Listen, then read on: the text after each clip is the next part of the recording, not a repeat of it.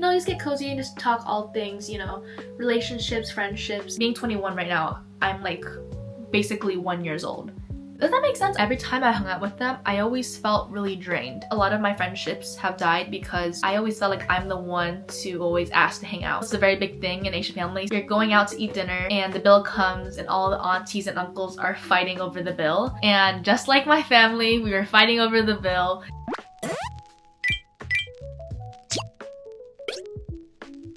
Hi guys, welcome back to my channel and welcome to the second episode of Pass Her the Mic. I'm your host Vivian. I know I haven't touched a series in like 3 months. I think the last episode I did was in June, but we are back and our new episode, this topic is going to be about all things friendships and navigating friendships in your 20s or when you're stepping into adulthood, which is kind of where I'm at right now because I'm 21, I'm just starting my 20s, but I feel like this period of time for me is learning how to navigate relationships and friendships, going from, stepping out of my teenager era to my adulthood era. And we're going to talk all about that today and just see if, a lot of your takes align with mine or if you guys can relate to me. A lot of this video is just like a very cozy episode. That's why I'm in bed. I put on like my new pajamas and, just get cozy and just talk all things, relationships, friendships. Let's get into it. Let's get started.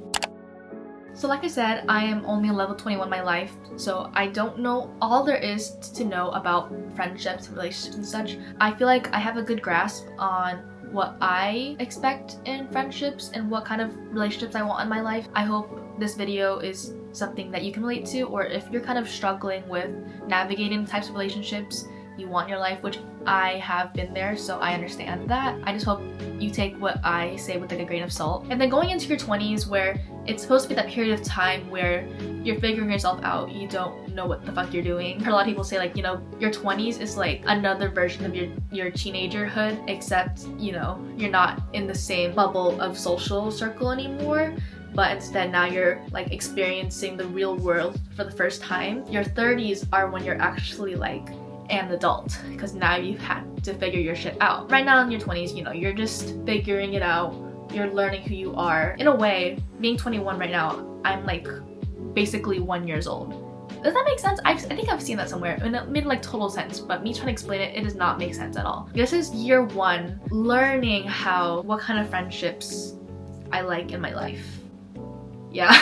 So I feel like from 18 to 20, that's when you're figuring out the friendships you've had in high school. That's the same people you've grown up with and you saw all the time. Now, add in the equation of all the new people you're meeting from like college, from work, social circles that you're, being fit into, now combining those worlds into your life. And you start to realize, maybe the friendships I had in high school, you learn, maybe these friendships aren't really filling my cup. And that's not necessarily bad. It's just because you and that friend are learning how to become your own people in the real world now. Always together because of convenience, because you're forced to be in that same bubble. But now that you're learning how to become your own people, maybe who you are now isn't meant to be. And now you have to branch off to finding people in your new life that will be there for you and support you in the ways you want to as the new person you are. And that's okay. I think when I was starting to navigate why have I not really been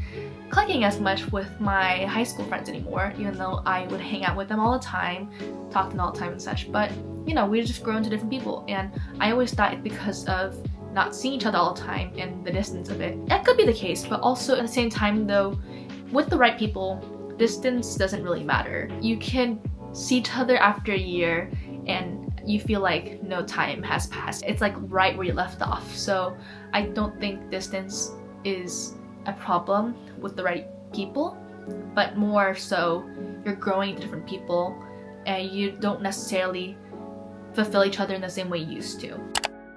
I feel like a big thing to notice about those friendships, whether or not they're fulfilling you in the way you need to and how they impact you, is the way you feel after hanging out with them. About a year ago, I was in this friend group and I just noticed every time I hung out with them, I always felt really drained and I wasn't sure why. They were all really nice to me. They were all nice, welcoming, there was no tension, no drama, so I was confused why I always just felt drained after. Personally for me, I am an ENFP, so I'm a pretty extroverted person with the right people. I'm able to socialize well and conversate and blah blah blah, but with this friend group, I wasn't sure why. Like, it just wasn't clicking for me. Like, I just felt like I was the most introverted person of myself ever. But then I started to realize it was because this friend group per se, it was all very surface level. They didn't really challenge me or stimulate me in the way I needed a friendship to be. I feel like friendships should challenge you to grow into a better person, and that means being uncomfortable. And what I mean by that is, like, if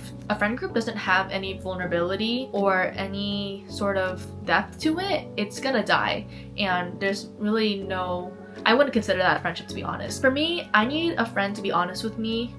If they feel like any decision I'm making or the path I'm taking is not something I would do, or it's not something that will have me succeed in the goal I want at the end. If they're able to tell me that, even if they know it's something I don't want to hear at the moment, but they know it'll benefit me later, that's a friend I really value. And so I feel like this friend group, they were just supporting each other. And I know that's what every person wants in their friend groups. They want people to support them. So an example would be a friend in the friend group would say something about a decision they're making. Everyone just kind of just knows it's a bad decision. They'll just kind of brush it off, or they'll like kind of egg them on to do it. They didn't want to step on each other's toes, or it's more like, oh, you know, you do you kind of thing, you know what you're doing. But I don't think that's a really true friend, you know? I'm not saying you need to listen to your friends when they're being honest with you, but at least they're telling you how they feel about it, because they feel comfortable enough to tell you, because they know you. They want to tell you their opinion on it,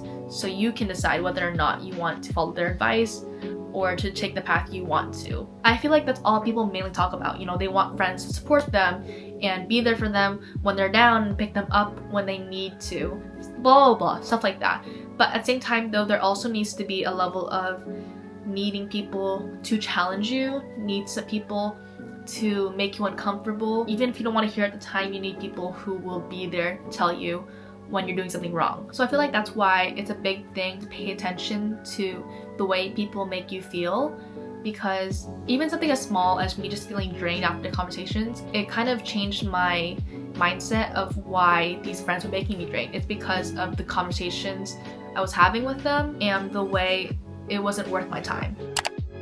So I feel like my definition of friendships have also changed over time, because back then I used to think that the healthiest friendships are the ones that you've had the longest and the ones you see the most often. Because I thought, oh, you know, the longer you've known the friend, the deeper the connection, right? Which is totally not true. The longer you've had that friendship, you're gonna start to become different people than when you guys first met. So it's natural for friends to fizzle out, and you no longer can connect with them in the way you used to, which is okay, because, you know, you're different people and you guys need friendships that are able to support the new versions of yourselves. I think now, like, the healthiest relationships are the ones where both of you guys are mutually able to put in similar amount of effort and time into, and also be there for you in the ways you need to. That doesn't always mean that, you know, the friends you've had for like 9 years will be the ones to help you and support you in the ways you need to as the friend you've only had for like maybe like 6 months. I've learned that over time, because I feel like a lot of my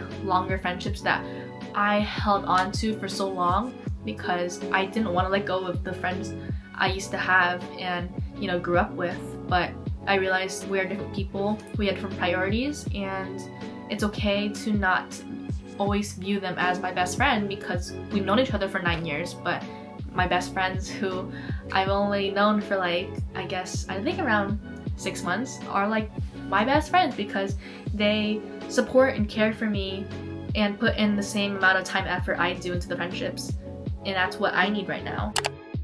I think another thing I've learned to value in friendships and what can be a deal breaker is the amount they reciprocate into the friendship. The actions, the support, the energy, the effort, all those different things, you should take into account how much they reciprocate back. And it's not necessarily supposed to be like transactional or exactly equal, but as long as you feel like you're being supported and appreciated in different ways by them in the way you've given is what matters. A lot of my friendships have died because I always felt like I'm the one to always ask to hang out. I'm the one that always has to plan to hang out. I'm the type of person where I am so okay doing that kind of thing for the people I love, you know? I love planning hangouts and planning out what we're doing, what time we're doing it, and you know, when we're with the next activity and what we're eating, all those kind of details. I love planning those things because I'm such a plan A type of friend, but I don't like doing those for the people who don't reciprocate in a different kind of way. I'm like offering to drive my friends to the hangout. I feel like a lot of times it's courtesy to, you know, offer to pay gas or something like that. Like I usually do when my friends offer to drive or like they're up to driving, I always like say, okay, I'll pay for parking or I'll pay for gas. I feel like that's something I should reciprocate in some kind of way. Also, the reason why I've started to have that mold in my mindset about that kind of reciprocation is because growing up in Asian family culture, I know this is a very big thing in Asian families, is, you know, you're going out to eat dinner and the bill comes and all the aunties and uncles are fighting over the bill. It's always such a big bloodbath of who ends up paying and such. It's always very meaningful to see that. Put that effort into showing the appreciation. Like, thank you for, like, you know, taking us out for dinner kind of thing. Also, when my family from abroad comes to the States, so like I'll have family that come from Australia here or come from Vietnam. I just have a lot of family around the world, so it's very common when family comes to stay with my family. And whenever our family ends up traveling here, we always try to put as much effort as possible to make them feel welcome, and that will mean, like, you know, we're paying for the meals and the activities and all that such, because, you know, they have taken the time and money and effort to come down here to make the trip here. So the least we can do is to make them feel welcome here. But just growing up seeing that, you can just tell how much effort like my family put in to making everyone feel like they're appreciated and welcomed, and kind of like as a respect for thank you for putting the effort into doing this, so I'm repaying you back with this. Especially with Asian families, you don't necessarily say those things out loud, but it's all through actions. So like over time, when I became an adult, I learned to also put that into my own relationships and friendships. Actually happened recently. I went to Vegas a couple months ago and I met up with my friend Christy, and we went out to dinner, we got sushi, and the bill came. And just like my family, we were fighting over the bill, and she was like, no, like, you came to visit me, like, let me pay the bill, you're my guest. And then I was like, no, let me pay for the bill, because I remember when she came to LA, she paid for all of our meals sneakingly, and I was like, no, I can't let you do that. And also she was paying for our Ubers the entire time I was hanging out with her, so I'm like, no, let me just pay for this one thing, and I ended up paying for the bill, so that made me feel good. And I still would have just felt bad if she was just like treating me out to every single thing, so I'm like, no, let me do this one thing, and I end up paying for the bill, so I'm glad I did that. It was full circle. I was happy I was able to do that for someone I loved and appreciated, like the same way my family does for each other when we're going out to eat together and making each other feel appreciated for being there together and for the meal. Growing up seeing that and now putting it into my own friendships, I've learned to just, you know, make sure my friends feel appreciated and we're respecting each other's efforts in the same way. But anyway, I hope you guys enjoyed this episode of Pass Her the Mic. It's a very different video from my others because I'm always doing videos more about my interests, like K-pop, fashion, beauty, all of that. And I feel like I also just like videos where we get to, you know, dive deeper into other different kinds of topics like this one. And I really enjoyed it, you know, just kind of being able to talk to you, like, you know, like a little chit chat moment, a deep talk about something more meaningful in life, like friendships and relationships and such, slowing it down and being able to feel like I'm talking to another friend. So I hope I was able to do that for you and you were able to relate to some parts of this videos, and I hope I can do more of it as well. I definitely will. And now I'm passing the mic to you, well, figurative mic because I don't have my real mic right now, but let me know your thoughts below about anything we discussed in this video, about, you know, whether or not you can relate to being lost and figuring out what relationships are meaningful in your life, or if I was able to kind of give you the best friend kind of like sit down talk, like, let's be real, you need to figure this shit out, make sure this person is worth your time and energy, because I don't want you guys to feel like you have to be stuck in the place you are where you're not content with the relationships you have in your life, and you deserve to have friendships where you feel seen and where you feel like you can grow into better people. I think that's a good note to end on, and I'll see you guys next video. Bye!